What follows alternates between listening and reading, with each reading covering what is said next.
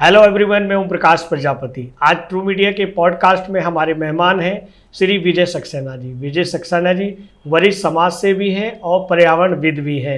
विजय सक्सेना जी, आपका true media के podcast में हार्दिक अभिनंदन है, स्वागत है। धन्यवाद जी। हम जैसा कि ट्रू मीडिया पॉडकास्ट की परंपरा है, हम प्रश्नों की ओर चलते हैं। हम जानना चाहते हैं कि आप अपने सामाजिक कार्यों के बारे में बताएं, खासकर उन लोगों की सहायता के लिए जो समाज जिन्हें हमेशा नज़रअंदाज करता है। मेरा नाम विजय सक्सेना है जी। मैंने एक संगठन बनाया दशा परिवर्तन समाज सेवा संगठन 2014 में, और उस संगठन का मेन जो कार्य हमारा है वो असहाय परिवार के मृतक व्यक्ति का अंतिम संस्कार करना, और साल में एक बार जो विभिन्न शमशान घाट दिल्ली में है या एनसीआर में है, उन अस्थियों को लेकर हम जाते हैं बारपुर शमशान घाट से ब्रिज घाट के लिए, और उनका अस्थि विसर्जन हम करके आते हैं। जैसे हम अपने परिवार वालों के लिए करते हैं, सेम उसी तरह पूरे विधि विधान से बस द्वारा लेके जाते हैं। पूरी बस जाती है हमारी, उसमें 50-60 आदमी होते हैं, और ब्रिज घाट पे जाके हमारे हिंदू धर्म में एक परंपरा है, अगर अस्थियां जो रखी हुई हैं शमशान घाट में हो या कहीं किसी के यहाँ रखी हो, अगर जब तक गंगा जी में यमुना जी में प्रवाहित नहीं होती हैं तो उसके पहले उनको मुक्ति नहीं मिलती है। अपनी इस परंपरा को हम निभा रहे हैं, और हमें सहयोग अपने समाज का बहुत मिलता है, अपने संगठन के मेंबर जो हैं उनका बहुत सहयोग मिलता है। सक्सेना जी, हम ये जानना चाहेंगे, जैसा आपने बताया कि हिंदू धर्म और सनातन धर्म में ये परंपरा है कि जब तक किसी भी अंत्येष्टि को गंगा या यमुना में प्रभावित नहीं किया जाता, जब तक उनको पुनर्जन्म नहीं मिलता या उनको शांति नहीं मिलती। जिन अस्थियों को साल हो जाता है, 6 महीने हो जाते हैं या ज़्यादा भी हो जाता है, क्या उनको शांति मिल पाती है? नहीं मिल पाती तो कैसे उनकी शांति के लिए आप प्रयास करते हैं? अब मैं बताता हूँ एक आपको व्याख्या। पिछले साल 2023 के अंदर हम एक अस्थिया लेके गए थे जी। लोनी शमशान घाट है, तो वहाँ पे 30 साल पुरानी एक अस्थिया लेके हम आए थे, हमारे संगठन के मेंबर। ओहो। तो जब हम अस्थिया हमारे पास आई वो बारपुर शमशान घाट में, तो उसके अंदर चूरा बना हुआ था उन अस्थियों का जी। तो जब वो लेके जो आ रहे थे ना, जो हमारे मेंबर लेके आए थे, अस्थिया जब लेके आए थे, तो अस्थियां जब वो बाइक पे लेके आए थे, 2 जने गए थे, तो उनको ऐसा लग रहा था कोई हमें पीछे की तरफ खींच रहा है। यानी इतनी पावर थी उन अस्थियों के अंदर कि कोई पीछे की तरफ करे। जब लेके आए तो सबने देखा तो बड़ा अजीब लगा कि बताओ 30 साल से एक अस्थियां रखी हुई हैं, कोई लेके नहीं गया इस अस्थियों को लोनी शमशान घाट से। तो बड़ा अजीब है ये व्याख्या। और जो हमारे हिंदू धर्म के अंदर पुरानी परंपरा है कि सबको पता है, समाज सनातन धर्म के अंदर कहा जाता है कि मुक्ति जब भी मिलती है जब गंगा जी में प्रवाहित हो जाती है, यमुना जी में अस्थियां प्रवाहित हो जाती हैं। जैसे विदेशों में कोई गुजर जाता है तो उनकी अस्थियां भी इंडिया में आती हैं, गंगा जी यमुना जी के अंदर लेके आते हैं उन परिवार वाले भी। तो हम जैसे कोई बाहर का भी कोई अस्थियां होती है उनसे भी कॉन्टैक्ट में रहते हैं कि अगर हो तो हमें बताइए, हम लेके जाएंगे उन अस्थियों को। आप अपने आसपास के कितने शमशान घाटों से इन लावारिस अस्थियों को इकट्ठा करते हैं, और ये प्रेरणा आपको कैसे जगी? प्रेरणा तो मुझे जो भोले शंकर जी ने दी है और मेरे माँ बाप ने दी है। क्यों, मेरे पिताजी स्वर्गीय श्री जयनारायण सक्सेना जी ने 1980 में उस गवर्नमेंट जॉब पे थे, तो उन्होंने एक अपना कायस्थ हमारा समाज है उसकी स्थापना करी। उनकी देखने के बाद मैंने कहा भाई हमारे पिताश्री जब इतना कार्य अच्छा कर सकते हैं तो मैं भी क्यों ना किस तरह का कार्य करूं जो समाज एक अलग तरह से निगाहों से देखे हमें कि भाई अच्छा एकदम कार्य करा है। उसके बाद हमारे संगठन की एक अपनी पहचान भी है जी। हम बाहर से कोई फंडिंग नहीं लेते, गवर्नमेंट से कोई फंडिंग नहीं चाहिए हमें, अपने मेंबर तक ही हम सीमित हैं और अपने सेवा कार्य में लगे रहते हैं हम सब जने। ये प्रेरणा आपको आपके पिताश्री से मिली, मेरे लेकिन ये लावारिस अस्थियों की प्रेरणा कैसे मिली? लावारिस अस्थियों का ऐसा है जी, हम जैसे हम शमशान घाटों में जाते हैं जी अंतिम संस्कार करवाने, ऐसा है परिवार का कोई व्यक्ति गुजर जाता है, पैसे की व्यवस्था बहुत है आजकल के समय। अब किसी के घर के अंदर कोई बेचारा ड्यूटी पे गया है और अचानक कोई उसके घर के अंदर कोई दुर्घटना हो जाए और एकदम ही 8-10 हज़ार रुपये लगता है जी एक अंतिम संस्कार करवाने में जी। इंसान कहाँ से लेके आए? मैं आपको एक व्याख्या बताता हूँ जी।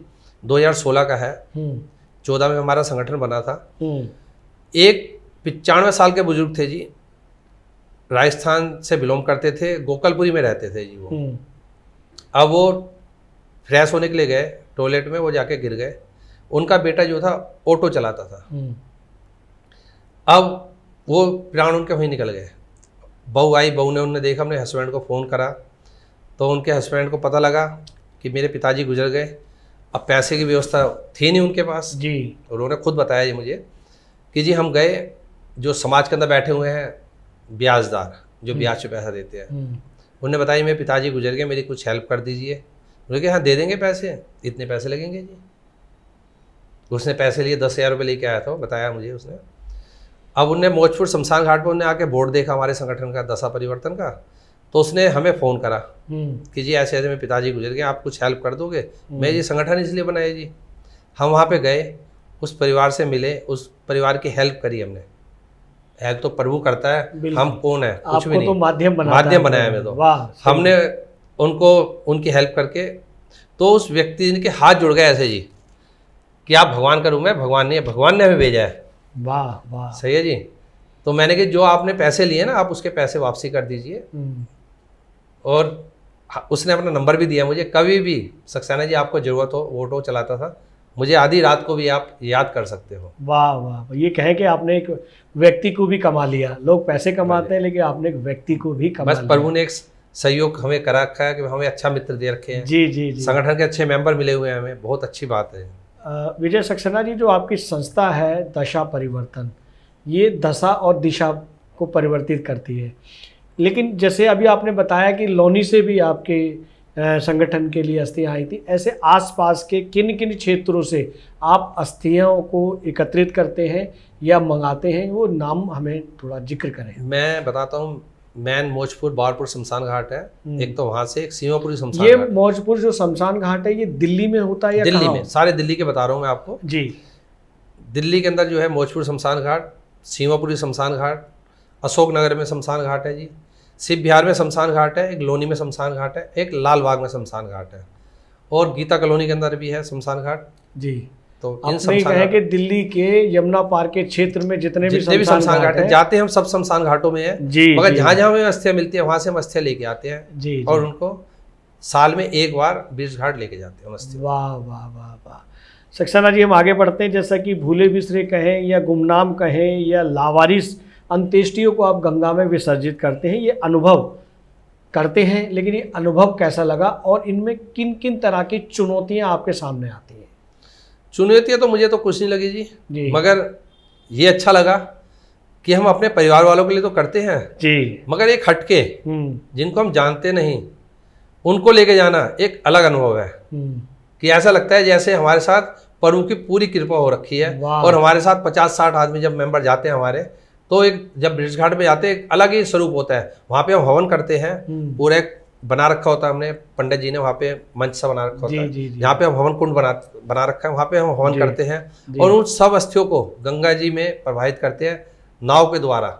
नाव में लेके जाते हैं और फिर उसके मध्य में ले जाके फिर विसर्जन करना। उसके बाद जब वो सब कार्य करने के बाद फिर हवन करते हैं जी। हवन के बाद फिर भोजन प्रसाद, अच्छा, भंडारे का, पंडित जी को दक्षिणाएं जो हम अपने परिवार के लिए करते हैं, ऐसे ही उन परिवारों को। वाह वाह वाह वाह वाह। ऐसा जैसा भी आपने बताया कि लौनी से एक 30 साल पुरानी गुमनाम अस्थियों को लेकर अस्थि को लेकर आ रहे थे, ऐसे आप अपने साथ में कभी 10, कभी 20, कभी 30, कभी 25 जब लेके जाते हैं ब्रज घाट के लिए, पहले आप मैंने देखा है, मैं साक्षी हूँ कि पहले आप अपने जहाँ मौजपुर है वहाँ उनका स्नान कराते हैं, वहाँ विधि विधान से पूजा करके फिर आप गढ़ गंगा के लिए निकलते हैं और वहाँ भी विधि विधान से पूजा अर्पण करके तब आप गंगा में उनको विसर्जित करते हैं। कभी आपको इन सब क्रिया के करते हुए भी कभी आपको भी लगा कि किसी की आत्मा आपको खींच रही है या आशीर्वाद दे रही है या आपका नुकसान कर रही है या आपको लाभ दे रही है? जितनी भी अस्थियाँ हम करते हैं, हमें तो ये लगता है उनका आशीर्वाद मुझे, मेरे परिवार को और मेरे संगठन को जी सबको मिलता है। वाह। कि वो भी चाहती हैं कि हमें कोई तो ऐसा व्यक्ति चला इस संसार के अंदर हमें लेके चला है जो हमें मुक्ति के द्वार तक छोड़ के आ रहा है। वाह वाह वाह। मतलब कभी कोई ऐसी घटना नहीं हुई जिसका नुकसान हुआ, हमेशा पॉजिटिविटी रही। पॉजिटिव। अब हमारे संगठन को 10 साल हो गया। अभी 23 अगस्त 2024 को हमारे संगठन ने महाशांति यज्ञ का आयोजन कराया था जी। उसमें जिन मृतकों की हमने परिवार वालों की सहायता करी है, उन परिवार वालों को बुलाया था उस हवन के लिए। वाह। उनको भी बुलाया, साधु संतों का आशीर्वाद मिला हमारे संगठन को और समाज के सामान्य व्यक्ति, समाज सेवक, उनका भी हमने सम्मान करा था जी। उनको भी बड़े खुश हुए कि इस तरह का संगठन भी एक दिल्ली के अंदर है। वाह वाह वाह, ये कहें कि ये आपके माता पिता के दादा दादी के संस्कार हैं जिनको आप रोपित कर रहे हैं, जिन्हें आगे बढ़ा रहे हैं। बहुत शुभकामनाएं आपको ट्रू मीडिया परिवार की ओर से। हम आगे बढ़ते हैं सक्सेना जी प्रश्न की ओर कि आपकी सामाजिक सेवा की कोई ऐसी विशेष घटना हो वो हमें बताएं जो आपको इस मार्ग पर चलने के लिए प्रेरित करती है। मार्ग पे ऐसा है जी, हमारे क्षेत्र में एक बार एक व्यक्ति गुजरा। अब उसके बाद जब क्षेत्र के व्यक्ति को पता लगा उसके पैसे की व्यवस्था नहीं थी, तो जब लोग आगे पैसे चंदा इकट्ठा करने के लिए लगे, अब कोई तो चंदा देना चाहता था जी उस कार्य के लिए जी, और कोई व्यक्ति नहीं देना चाहता था। तो मुझे बड़ा अजीब लगा कि वो व्यक्ति तो चला गया इस संसार से, उस परिवार के पास भी जाकर हेल्प की जरूरत है उसको। जी। और लोग इसमें भी राजनीति कर रहे हैं, तो मुझे लगा क्यों ना मैं एक इस तरह का संगठन बनाऊं कि बस अंतिम संस्कार करना है मुझे उस पैसे से और मुझे कुछ नहीं करना। वाह वाह वाह वाह। अब मैं आपको एक व्याख्या बताता हूँ जी। पिछली साल 20 अप्रैल 2023 को 3 बच्चे यमुना जी में डूबे थे। जी जी। घटना 13 साल का बच्चा था। दिल्ली की घटना है। दिल्ली की घटना है। दुर्गापुरी के रहने वाले थे वो परिवार, गरीब परिवारों से थे। 13 साल का बच्चा था, एक 12 साल का था, एक 11 साल का था। 3 बच्चे थे।